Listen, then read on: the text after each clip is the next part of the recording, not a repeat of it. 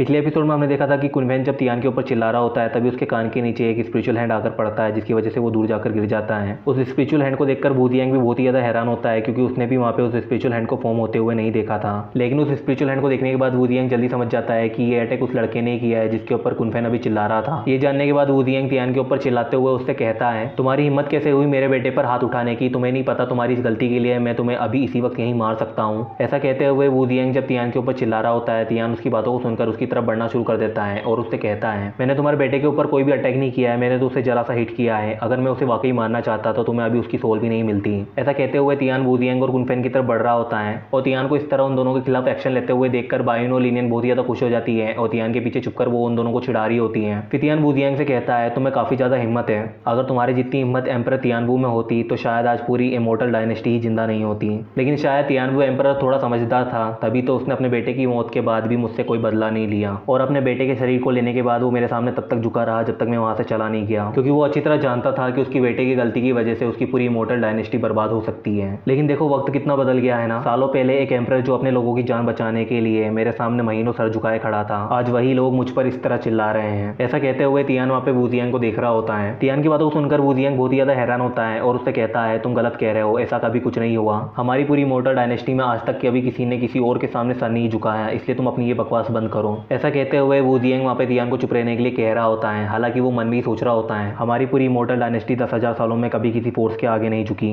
और 10,000 साल पहले भी ऐसा सिर्फ एक बार ही हुआ था, जब इमोर्टल लिन तियान एक्सट्रीम इमोर्टल पैलेस से लड़ने के लिए आया था, तब हमें उससे हार कर उसके सामने झुकना पड़ा था। लेकिन वो सब तो आज से 10,000 साल पहले की बातें हैं और हमारी एकेडमी के अलावा इस चीज के और कहीं कोई रिकॉर्ड नहीं है, तो आखिर इसे इस बारे में कैसे पता चला? ऐसा सोचते हुए वू जियांग तियान को देख रहा होता है। फिर वू जियांग वहाँ पे तियान से कहता है, तुम अपनी ये फालतू की बकवास बंद करो, क्योंकि तुम्हारे पास वैसे भी वक्त बहुत कम बचा है, क्योंकि तुम्हें नहीं पता तुम कितनी बड़ी मुसीबत में फंस चुके हो। क्योंकि मैं यहाँ पे प्रिंस वुजिन के मर्डर की इन्वेस्टिगेशन करने के लिए आया था, इसलिए मैं अभी तक शांत था, लेकिन तुमने हमारी डायनेस्टी की इंसल्ट करके बहुत बड़ी गलती कर दी है। इसके लिए अब मैं तुम्हें जिंदा नहीं छोड़ूंगा। और तुम्हारी जानकारी के लिए बता दूं, प्रिंस वुजिन मेरा जूनियर था और मुझे लगता है कि मेरे जूनियर की मौत के पीछे कहीं ना कहीं तुम लोगों के ही हाथ हैं, इसलिए अब तुम में से कोई भी जिंदा नहीं बचेगा, यहाँ तक कि तुम्हारी फैमिली के सारे मेंबर्स और तुम्हारे सारे रिलेटिव्स को भी मरना होगा। ऐसा कहते हुए वू जियांग वहाँ पे तियान की तरफ देखकर हंस रहा होता है। वू जियांग की बातों को सुनकर बायुन उसे ताना मारते हुए उससे कहती है, वू जियांग मुझे तो लगा था कि तुम इमोर्टल लिन को अपने आइडल की तरह मानते हो, लेकिन मैंने कभी नहीं सोचा था कि तुम उनसे मिलने के बाद उन्हें पहचानने की बजाय उन्हें इस तरह धमकी दोगे। वू जियांग तुम्हारे सामने जो पर्सन है वो जिनजियान एकेडमी के एंसेस्टर इमोर्टल लिन है, इसलिए बेहतर होगा कि तुम अपनी ये बकवास छोड़कर चुपचाप अपने घुटनों पर बैठकर उनसे माफी मांगो। ऐसा कहते हुए बायुन वहाँ पे वू जियांग को तियान के बारे में बताते हुए उसे समझा रही होती है। बायुन की बातों को सुनकर वू जियांग वहाँ पे हंसते हुए क्लैप करना शुरू कर देता है और बायुन से कहता है, बायुन तुम्हारी एक्टिंग स्किल वाकई बहुत ज़्यादा अच्छी है, लेकिन मैं इतना भी बेवकूफ़ नहीं हूँ जो तुम्हारी इस तरह की बेकार बातों में आ जाऊँ, इसलिए अब तुम अपना ये नाटक करना बंद करो,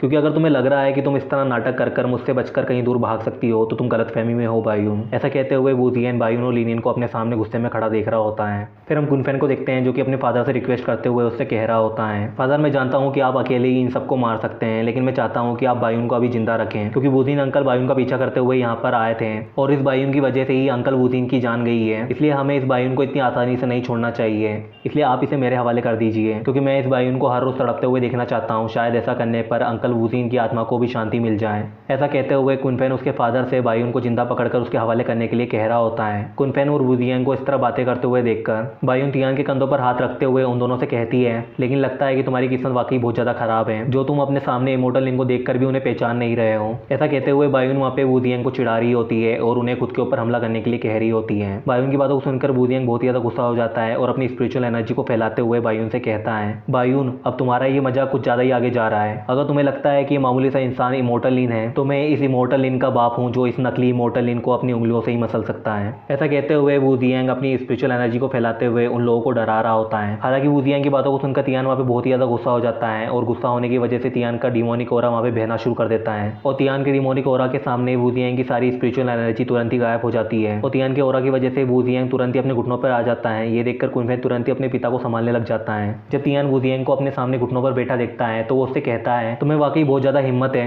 ऐसा पहली बार हुआ है मेरे साथ जब किसी ने खुद को मेरा फादर बताने की कोशिश की है, लेकिन चाहे ये पहली बार हुआ हो लेकिन अब ये आखिरी भी होगा।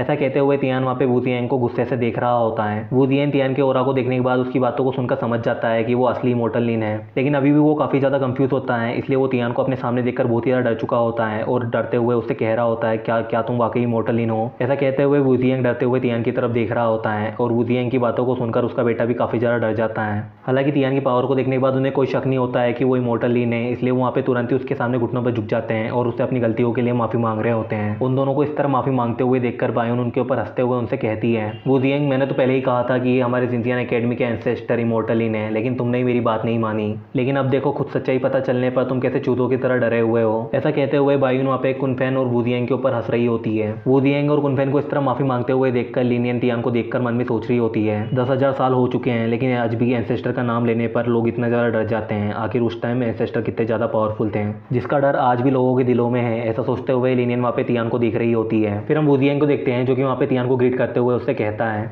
एंसेस्टर लिन मुझे माफ़ कर दीजिए, मैंने आपको पहचाना नहीं। अगर मुझे पहले पता होता तो मैं ऐसी गलती कभी नहीं करता। ऐसा कहते हुए वू जियांग तियान से माफ़ी मांग रहा होता है और उससे कहता है, मैंने बचपन से ही आपके बहुत से किस्से सुने हैं और मैं उन्हें सुनकर ही बड़ा हुआ हूँ और आप ही की तरह बनना चाहता हूँ। एंसेस्टर लिन मैंने हमेशा आपको अपने आइडल की तरह देखा है और हमेशा आपकी वॉरशिप की है। प्लीज़ अपने इस जूनियर की गलती को इस बार माफ़ कर दीजिए, मैं ऐसी गलती दोबारा कभी नहीं करूँगा। ऐसा कहते हुए वू जियांग तियान से बार बार माफ़ी मांगते हुए खुद को छोड़ने के लिए कह रहा होता है। वू जियांग की बातों को सुनकर तियान उससे कहता है, तो तुम चाहते हो कि मैं तुम्हें जिंदा छोड़ दूं, वो भी इसलिए क्योंकि तुमने मेरे कुछ किस्से सुन रखे हैं। और वैसे जब तुमने मेरे बारे में सुन ही रखा है तो तुम्हें यह भी पता होगा कि मैंने अपनी पूरी जिंदगी में कभी किसी को माफ़ नहीं किया। ऐसा कहते हुए तियान अपने क्लोज में अपनी स्पिरिचुअल एनर्जी को इकट्ठा कर रहा होता है। वू जियांग जब तियान के हाथों में उस अटैक को फॉर्म होते हुए देखता है तो वो काफ़ी ज़्यादा डर जाता है और समझ जाता है कि अब तियान उन्हें जिंदा नहीं छोड़ेगा। इसलिए वो वहाँ से जल्दी से भागने की कोशिश कर रहा होता है, लेकिन अब उसमें काफ़ी ज़्यादा देर हो जाती है क्योंकि तियान के हाथों से निकल रही उन स्पिरिचुअल एनर्जी की वेव्स ने वू जियांग और उसके बेटे को पकड़ लिया होता है और वो धीरे धीरे उन्हें खत्म कर रही होती है। तियान की उस स्पिरिचुअल वेव्स को अपने ऊपर देखकर वू जियांग तुरंत ही एक स्पिरिचुअल लेटर लिखना शुरू कर देता है। हालांकि तियान की स्पिरिचुअल वेव वू जियांग को तुरंत ही खत्म कर देती है, इसलिए वो स्पिरिचुअल लेटर पूरा होने से पहले ही वू जियांग के हाथों से उड़कर वहां से चला जाता है।